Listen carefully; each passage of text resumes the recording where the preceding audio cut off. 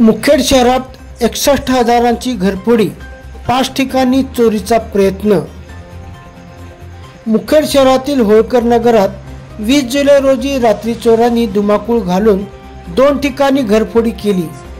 61,000 रुपयाची नगदी व दागिन्यांची चोरी केली असून इतर 5 ठिकाणी चोरीचा प्रयत्न केला।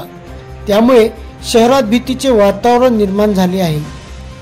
पोलिसांनी नांदेडहून श्वान पथक व फिंगरप्रिंट तज्ञास पाचारण केले होते। या प्रकरणी चोरांविरुद्ध गुन्हा दाखल झाला आहे।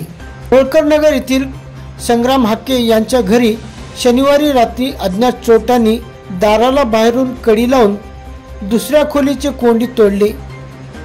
लॉकरमध्ये सोन्या चांदीचे दागिने, ज्यात सोन्याचे झुमके 9 ग्राम किंमत 18,000, सोन्याचे घंटन 6 ग्राम ज्याची किंमत 14,000, सोन्याचे पान 1 ग्राम किंमत 2,000 तर 25 तोळे चांदीचे दंडकडे किंमत 6,000 व नगदी 21,000 रुपये अशी एकूण 61,000ची चोरी केली आणि होळकर नगर येथील नोबेल उर्दू प्राथमिक शाळेजवळील सैलानी बाबा किराणा दुकानाची कोंडी तोडून किरकोळ रक्कम व किराणा माल लंपास केला।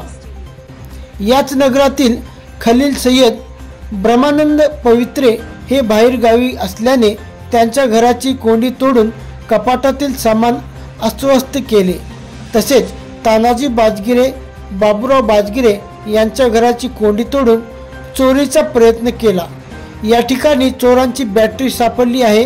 पुढील तपास पोलीस जमादार मधुकर घोंटे हे करीत आहेत।